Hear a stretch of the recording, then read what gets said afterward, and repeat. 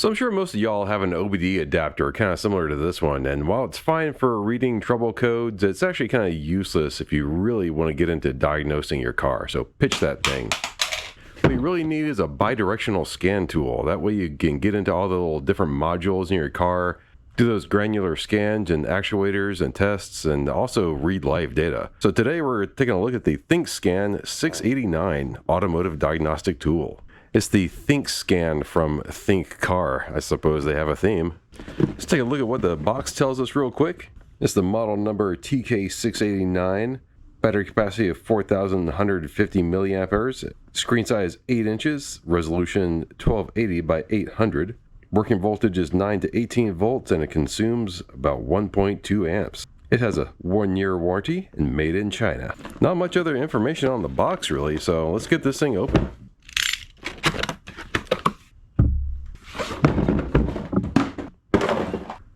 I guess we'll find out if it's nice and resilient or not.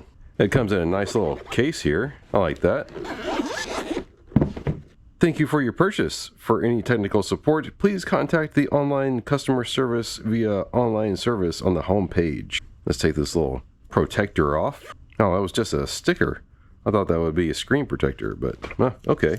Well, just at initial glance, this thing is pretty svelte. Like all display here. It's got a USB-A and a USB-C and some type of serial connector. The corners are a nice rubber overmolding. Oh, it says Thinkcar on the side. It's got a little flip out stand here. Let's see what else is in the box. We have our seasoning packet. We have an adapter plug that doesn't have the correct outlet on it for me. Here's the American plug though, so that's good. Just gotta figure out how to get this off. Oh, there's a little button in the corner right here. And that twists off like that. Okay. And this just looks to be a USB charger anyway. It has another outlet for some other country. So you got all your bases covered, I suppose. Here's a USB cable.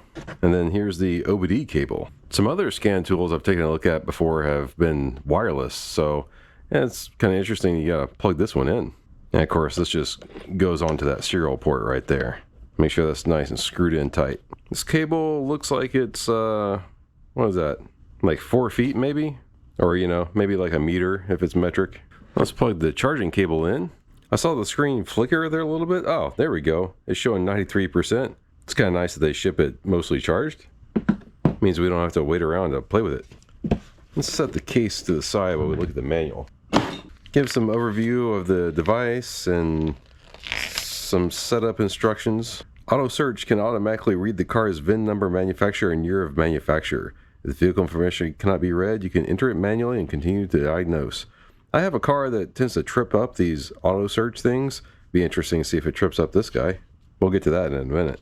The full system diagnosis supports more than 150 automobile brands, smart diagnosis, full system and full function diagnosis. Read fault codes, clear fault codes, read real-time data streams, special functions, action tests, etc. Well, I'm not really seeing any gotchas in the manual, so let's just power this thing on and see how she do. Power button up at the top. Okay. It's booting up. Yep, we want English. Okie dokie. Got a little battery indicator up here. Obviously the time is wrong. See if we can swipe down. On the top menu we have a screen brightness. Let's turn that up so you can see this guy better. That's as bright as it goes. And then volume. Whoop. Seems kind of touchy. We'll have to check out the volume in a minute. Not sure what these things do. What is that? Oh, that's a screenshot. Okay. I guess that's like video. You record video on this thing. It's kind of interesting. Yeah, we don't actually need to save that. And then that, oh, that flips the screen. That's kind of irritating. Let's flip it back. Well, let me get this thing set up on the Wi-Fi so I can check for updates. All right, let's go to the upgrade tab here. Take a look at the maintenance software. We have an oil reset update. We got to download that. Everything else in here seems to be the latest version. That was pretty quick to install. Let's go back. You got some new version tips here. Oh, we're downloading a whole new version for the device, I guess. Now it's rebooting. Okay. Well, let's go look at upgrade again. Okay, we definitely want to update the auto search. I mean, I don't know why we would need the demo, but upload the demo. Fiat Abarth Alfa Romeo Lancia. Definitely going to get that one. We'll do Ferrari. Indian Force, man. What are some of these brands? Oh, Land Rover Jaguar. We need that one. Mazda. We'll need that one. Go ahead and grab the Porsche one. All right, we're already on the BMW one currently. Already have the current Chrysler, Jeep, Dodge. Scrolling through this list, doesn't look like there's any other updates that we need. That's kind of cool. It shows you how fast your network's going. Wonder if we can do other things while it's updating. Yeah, it looks like it. How about we go into settings, see what we have in here. Software update. All right, we're already on the newest version of that. Now it looks like we have a couple more things to update in here. Diag base service and the screen recorder. Let's see, inside user here we have FCA diagnostics. Oh, so if you had to get around FCA's stupid security gateway, you'd actually have to buy the thing for that. That kind of stinks, but that's stupid Chrysler's bullshit. Let's see how much they charge you for this. $128 a year. Yeah, that sounds about right.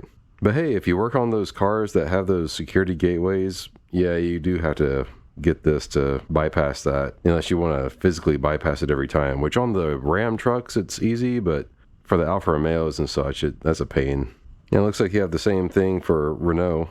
You can input your business information if you wanted. Don't need that right now. Customer management. You can add customers in here. It's kind of interesting. Here we go. Here we set our time zone. Where is North America? Here we go. Now I'll get a central time. There we go. The time updated correctly. Why don't we just turn that little customer service icon off? I don't think we need that thing. I do like using a 24-hour format, so we'll turn that on. Oh, it looks like you can cast this to some other device. That's kind of neat. How do you get back? That's kind of weird. Went into that screen, I had to hit the power button to go back. Then we have some device info in here. Probably won't ever need this stuff. The system update, we've already done this, but we'll check it again just in case. Current version. All right. Okay, so we have online service. We have a user manual. We have the fault code library, the vehicle coverage list. That's interesting. You can connect external modules and expand the functionality of the device. That's interesting. Google Chrome and other gadgets. I don't know what that means. Remote assistance. Oh, and this is just another menu of all these other menus. Well, let's see what this gadget thing is. You got Chrome. It's just got a Chrome browser built into it. Yeah, okay. Whatever, that's fine. Of course, how do you back out of this? Do you hit the power button to back out of it? Yeah, you got to hit the power button to back out. Modules. Let's see what sort of modules it might have. I guess you can get a TPMS module for it, a video scope, an oscilloscope, a printer, a battery tester. Kind of interesting. I'm really curious to see what this oscilloscope is about. Might actually have to look that up and see if I can get that connected. Because an oscilloscope is really nice to have when troubleshooting. Unfortunately, it doesn't let us take a look at it unless it's actually plugged in. Then you got the fault code library. You can punch in things. You can check out the vehicle coverage list, but if you have this thing, you might as well just plug it in and see what happens, I think. Under the maintenance section, you have several different things here that you can do. Take a look at all of them here in the list. An air fuel ratio reset, ABS bleeding, add blue reset, I don't even know what that is, adaptive front lighting, air suspension matching, airbag reset. Wow, lots of good stuff. Obviously, this isn't going to be applicable to all cars, but interesting nonetheless. Oil reset. Doesn't let us take a look at that until it's actually connected, so we'll take a look at that in a minute. Well, I think that's enough just screwing around here. Let's actually get this hooked up to a car and see what she'll do. Alright, so we're in my Land Rover now, and I like to use this thing to test scanners because this thing has a million modules and it can kind of trip some scanners up sometimes. We're already plugged in, and we'll do the auto scan, see what happens. Alright, so maybe I hit this button down here. No, I don't want to exit. Let's do automatic search and see what it does. Yeah, that is correct. Let's see what a health report does, huh? It seems to be finding lots of different modules. Uh-oh, the driver's door has a fault. Passenger door has a fault too. Uh-oh. Whoa, look at all this. It found 23 systems. Wow. And 6 DTCs. Intake camshaft profile control performance. That doesn't sound good. Let's take a look at this, see what it says. It just gives you a web search for that. Scroll through here and see what other things it has. It definitely lists all the different modules. That's kind of awesome. I'm going to click on report, see what the report does. Report information. You can add information in there. I don't think we really need to. Hopefully you can see this on the screen. It looks a little washed out from the camera, but maybe I should reduce the brightness. Oh, is that better? Well, for now we'll save the report to PDF. This is what the report looks like. It just lists out all the different errors that it saw. Okay, let's go back again and see if we can go into some of these special functions. So reset what? Reset service interval. Okay. Electronic parking brake. Oh, the air suspension. That's something that's definitely unique to this car. Ride level control module diagnostic interface. I wonder what that is. With this application, it is possible to influence the vehicle leveling system. Your actions can therefore lead to severe personal injury or damage to property. For this reason, only persons who have understood the possible consequences of their actions when using this application, or persons who have been specially trained, may use this application. Alright, ignition is on. Not really sure what it's trying to show us here. Hit OK in the corner, turn the ignition off. Okay, well that didn't really show us anything, did it? Well, we can do our height calibration if we need to, so that's good. Let's go back. Like steering, yeah, steering angle calibration. That's always good to have. You can do the brake bleed, that's good. Wonder what it has for injectors. Oh, not supported. Okay, well. Got some powertrain module stuff. Well, I'm liking what I see so far. Let's go into system selection. See if we can look at individual modules. Let's look at the ride level control module. Actuation test. Now, let's see if we can take a look at this lowering switch. Alright, hit the lowering switch, I guess. And start. Oh, suspension is locked at height. Okay. And I felt the car go down. Oh yeah, look down here. It says it's locked at the low level. Interesting. Does that mean I can't even hit the button to go up? No. Alright, it's in like a service position right now. Interesting. You know, the little clip on the back here lets me hang it on the steering wheel, so that makes this a lot easier. So we can raise the car back up now, maybe. It's kind of weird. I wasn't able to raise the car back up with this thing. It's very strange. You know, so far, kind of seeing some weird stuff going on. Yeah, I mean, I know the air compressor's on. There seems to be a little bit of lag, like sometimes whenever I click exit. Like, why doesn't it just exit whenever I click exit? I mean, it eventually exits. See what this air suspension LEDs do. Is it doing anything? Can't tell that it does anything. Exit. Why won't you exit? Diagnostic target height. It's currently on normal height, and it is. Can I change it to something? I'm hitting these buttons, but it doesn't seem to do anything. Very interesting. Oh, there we go. It switched to off-road height now. I hit the start button. Let's see if it'll switch into off-road height. It is not doing anything. Come on, you can do it. Hit the start button. Why don't you do something? Well, that is kind of frustrating. Exit. Exit out of this. Again. What in the world is going on? Wow. Okay. I think that concludes the actuator tests for the air ride system. And let's take a look at the data stream. Let's see if we can take a look at a couple different things. A lot of different options you can have inside the data stream here. Alright, here, let's do this. Let's take a look at the raise switch and the lower switch, and then we'll take a look at the front left corner height. Alright, I'm going to click OK. You can see the lower switch and raise switch are both closed. Right now we're in normal height, so that's showing 0.02 feet. I'm going to hit the lower button, and let's see if it shows up. Yep, it says it was open, and then we're going down. Ooh, let me go back and add something else. Let's take a look at the compressor relay too. Add that in there also. Alright, compressor relay is off. Now let's raise it back up. And then you saw the compressor kick on. Alright, so that's all good data. Then we'll raise it up again. It looks like it's accurately depicting that data. We can take a look at the graph. Oh, it's actively graphing that out. That's kind of fun. Let's go back down to normal height. Can't really see that in the graph though, huh? But yeah, we have it here. Alright, let's back out of that. Back out of this. Back out of this. What's it doing? Yeah, this thing kind of gets stuck sometimes. I wonder why. It's very strange. But there is an awful lot of stuff in here. And remember, this is just the air suspension module. Like, each module is going to have a lot of live data that you can take a look at. Let's go back again. Steering angle sensor module. And take a look at the data stream on that thing too. Lots of live data in here. I'm liking all this live data. Steering wheel angle, just for fun, we'll take a look at that. Yep. Okay. Let's see what other good stuff is in here. Let's take a look at the engine module. Sort of actuation tester in here. Variable valve timing, fuel pump duty ratio, throttle motor impulse width. I don't want to try to do any of this stuff because I actually have the engine on right now. You don't want to do these actuations while the engine's running. But we can take a look at the data stream. That's cool. You got load and throttle position. You have your variable valve timing. That's cool. Airflow, boost pressure, which is not applicable to this car. Camshaft adaptations. Ooh, misfire information. That's cool. Let's take a look at throttle position maybe.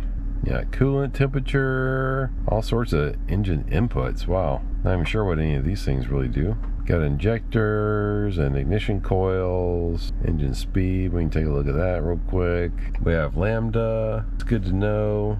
Your injector pulse widths. Yeah, all good stuff to keep an eye on. Oh yeah, here we go. Knock control system. Well, let's take a look at a few of these things and just see what's going on. Yeah, good stuff. And the graph is kind of cool to look at too.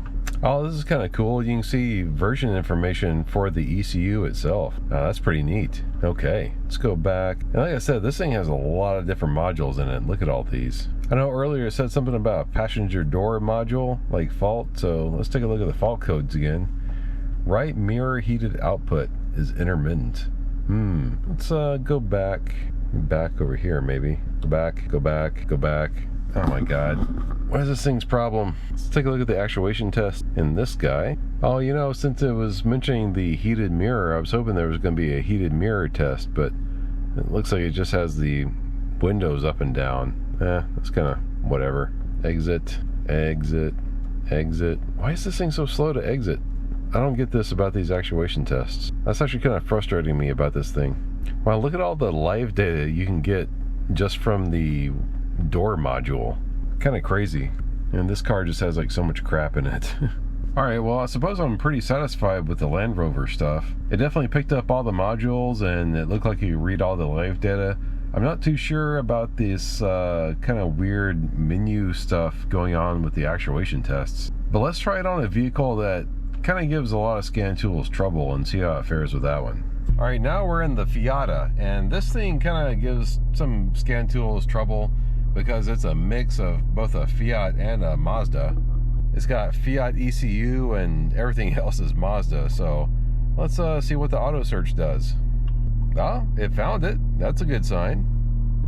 It did find the correct model and everything, so that's good. Well, it's taken a minute, that's for sure. Alright, that did kind of take a while. It's kind of strange, but let's do the health report and see what happens. It's got all the dash lights lit up now. Now they went back off though. Found 10 different modules, 0 DTCs. Everything's looking green across the board. Didn't expect anything less. Let's go back. Wonder what the difference between a health report and a system scan is. I don't remember seeing that on the Land Rover. Oh, okay. The system scan just kind of tells you all the different modules that are equipped, which that's not correct. Blind spot module. This car does not have blind spot, and this car does not have the adaptive front lighting either. So that's a little strange, but okay. Let's go back. You know, I don't remember common functions being under the Land Rover either. Okay, so you have like AC learning, your air fuel calibration, throttle learning. That's all good stuff to have. All system special functions.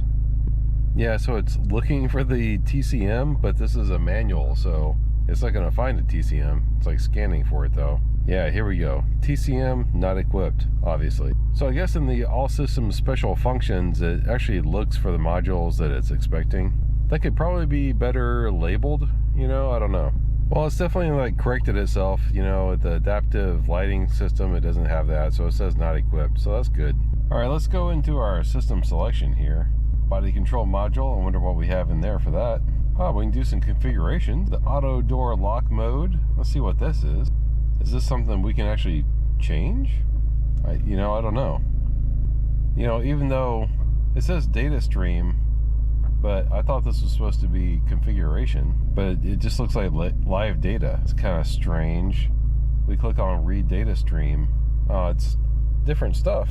Okay, brake fluid level, that's kind of cool. Brake fluid or brake pedal status. See all the doors and the locks and the fog lights, hood switch, okay.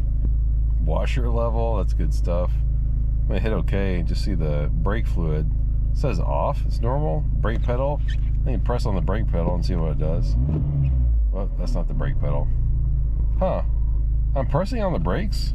In fact, you can see the lights lighting up behind the car there. And they just say released. Not getting good information from the BCM, I guess. Huh. Interesting. Let's go back and look at the power control module. That's the ECU. Configurations again. Yeah, it's equipped with a manual transmission present. Okay. I think this configuration thing is a little bit misnomer. You're not doing any configurations in this thing, I don't think. Yeah, I don't know. I don't know what this is supposed to really be for. We can take a look at what all is current for the data stream. Accelerator pedals, battery voltage, brake pedals. I wonder if it would show up there then. Engine stuff, engine oil temperature, runtime, speed, fuel pump, ignition timing, knock sensor voltage. Okay, that's really good. Map vacuum, okay. Ooh, PCM odometer. I guess you could see if, like, you know, your instrument cluster isn't reporting the same mileage as your PCM is. Oh, you got target boost pressure. That's always good to look at on these cars because actual boost and target boost can be different. Got VVT stuff, wastegate status. Oh, that's kind of interesting. Throttle angle, target boost pressure, spark advance. And you know, there's a program called multi-ECU scan that can show you some of this stuff, but unfortunately a multi-ECU scan is only using OBD polling, where this is actually using CAN data, and the CAN data is real time. Kind of want to look at all this stuff. You can't see the knock data in multi-ECU scan. Yeah, see, look how fast that's updating.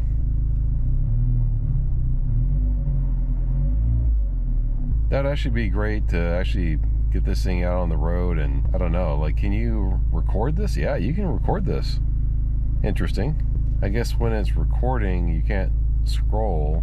It's just recording probably like just this one screen, and you save it. Okay, so that's kind of cool. That'd actually be really useful in like troubleshooting different things, and also maybe even like for if you're tuning, because one of the things that drives me nuts about tuning these guys is with multi-ECU scan is you don't get the live data. It's, well, I mean, it's semi-live, but CAN data is instantaneous, whereas OBD polling never gets better than half a second. So yeah, that's all very useful stuff.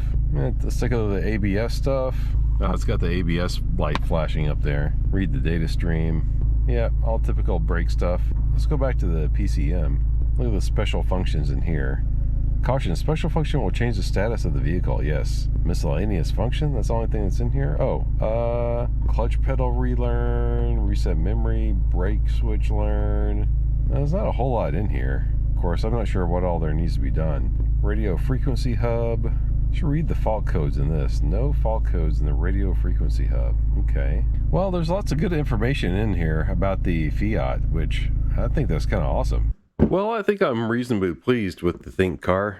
Even though there was some weird menu issue going on with the Land Rover, it didn't seem to have any trouble at all with the Fiata, which the Fiata can be pretty tricky, so that's a nice little win for this guy. I think more than anything, I'm impressed with the live data that this thing can pull. That's really what lets you get into the nitty-gritty with a lot of diagnostics, is be able to actually see what the car is doing. And this thing performed fine. If you think you want to get one for yourself, there'll be a link down in the description below. And definitely stay tuned because there's going to be more diagnostic tool reviews coming up real soon. Don't forget to subscribe if you're not already, and give us a thumbs up too. It really helps the channel out. Thanks for watching.